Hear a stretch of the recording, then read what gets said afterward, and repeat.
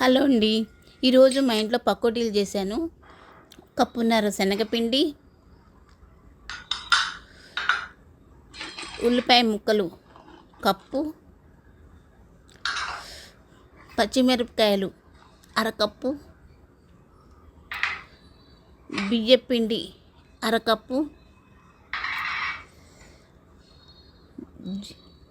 జీలకర్ర తగినంత,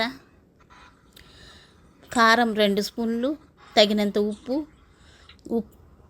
కొత్తిమీర, కరివేపాకు, నీళ్లు పోసి కలిపేసి పక్కన పెట్టానండి. పొయ్యి మీద బండి పెట్టి నూనె పోసి పకోడీలు వేసాను. పచ్చిమిరపకాయలు ఎందుకని వేసారు అంటే పకోడీలు వేగిన తర్వాత పచ్చిమిరపకాయలతో చాలా బాగుంటాయి. పకోడీలు చాలా టేస్ట్గా ఉంటాయి.